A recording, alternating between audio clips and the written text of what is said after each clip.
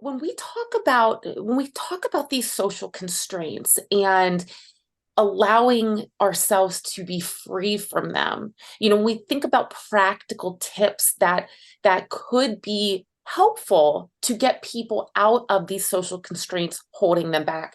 You talked about boundaries, you talked about finding your tribe and getting over judgment, learning to go inside. Is there anything else that you feel are some really practical tools just even to get people started on that journey? Because it can be scary.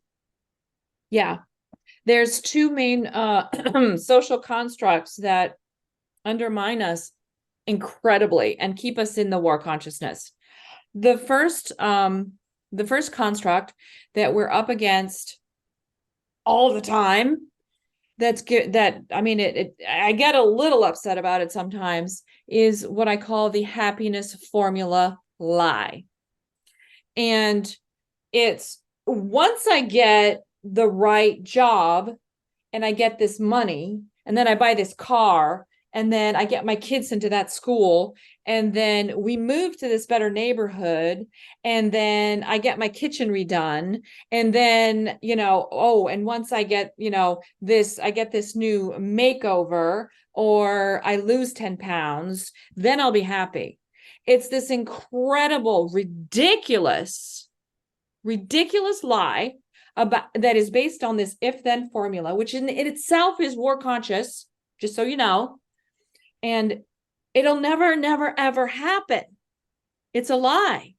And this really gets me, is where the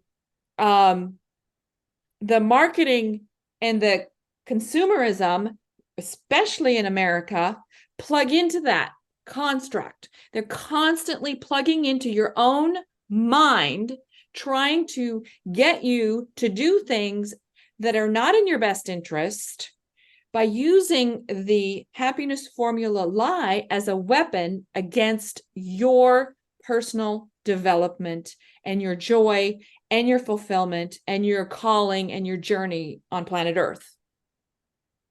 So that's number one. You have to debunk that in your head. Get it out. It's a lie. It's a lie. It's a lie. It's a lie. I have so many ahas right now. I First off, I love the passion. But Yeah. yeah, you're right. And I never thought about that happiness formula being an example of war consciousness. Yes. Yes. They are. It's like poison. It's like mental, emotional poison, because I can't lose weight until I get this $600 blender so I can make these special organic smoothies in the way that it shows on TV, like, or social media or whatever. Oh my gosh, that's so holding me back. Right? And these are the stories and the narratives that come with the happiness formula lie, making us think we need something when we don't. We're actually intrinsically whole. We actually have what we need. It's right inside us. Most of the outside stuff is not something we need. I used to work in social engineering, remember that? So I know how to manufacture desire and consent and how it's used. And doing an MBA and doing business and coaching, so I could coach leaders and understand business. I also understand what they literally call psychological marketing. I'm like, how is that even legal? How can we do this to people? What are we thinking? So that's number one. Happiness formula lie. No, it's a lie. And really work against it. Notice it and work against it. And there are different ways to do that. I mentioned some in the book. And related to that is another construct that needs to be totally debunked, is what I call the sickness of more. We call it also like poverty consciousness or something like that. But it's really that constant grasping because I'm not enough. And somehow, either by eating more, having more, doing more, getting more validation, being more pretty, being more famous, or something of the sort that's all out there, of which I have very little control, then again, it's an if-then formula. Then I can be satisfied. I can find myself. If I can just get more money, and that sickness of more and the happiness formula lie, they're like, oh, great buddies. They just undermine us all the time. Nobody's immune to this. You have to do Well, the work. that really sounds like it is the root and the basis of addictive patterning, It that is. need for more. Yeah. Yeah, it is. It is.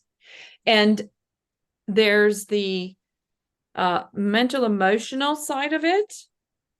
And we have to be really careful because there's also a biological side to this. Our bodies are wired for certain kinds of addiction. I don't know about you, but I love chocolate. Yeah. So, dopamine hit, boom. Um, Facebook likes, dopamine hit, boom. All of it, So there are other ways to nourish, care, love yourself that don't involve some basic kind of dopamine hit, whether it's the blueberry muffin or the beer or the chocolate or whatever. There are other ways that are sustainable and that you can produce from the inside out. So what are some practical ways to unplug from this? Meditation is one. Your body does wonderful things and creates beautiful chemicals when you do Tai Chi or yoga or go for walks in the woods, or, and there are better foods, things like teas, eating certain natural, I joke that I eat weeds, eating all kinds of natural things, understanding all the edibles that are there that are not, there's no calories involved. But I make mugwort soup for myself. I actually have edible landscaping in my yard. And there's just a lot of teas and broths and things that you can do that are like a hug in a mug, and it's okay. This is actually a nice, wonderful way to treat your body. Anyway, so that's the body centric way to go about it. And then What's your favorite before you go on? What's your favorite with the teas or the soups or the herbs that you use? I do have a fondness for burdock, Ooh, yeah. but you should see my tea cabinet. I buy teas, organic, single ingredient teas in bulk. I put them in jars, home edit, hello. And then I put labels on them. And I go in and then I ask myself and my body, what do you need today? And so I forage through the jars and I compose every single day a 1 liter thing, custom tea of what my body's asking for today. I have cheat sheets on the inside of the cupboard of like, okay, this is like pituitary gland. This is, digestive. This is liver, kidney support, all these things. So I see what my body's telling me by looking at that. And I'm like, wow, I'm really asking for a lot of pituitary. And this is what's happening for me right now because I'm in menopause. My body wants all these pituitary support herbs. I'm like, okay, yeah, that part of my brain is remodeling right now because of the menopause and the hormones. So burdock, nettle, so a lot of like sea moss, and I'm composing that from my own body, my knowledge. What a beautiful way to really get to know yourself and what you need is just simply taking the time to explore and listen to what your body's saying. I love that. Yeah. I think it's also important that from a love conscious point of view, I had to think and be like, what could I do? What could I do? How could I design this in my life? And I'm really all about designing habits in the in the leadership coaching or whatever.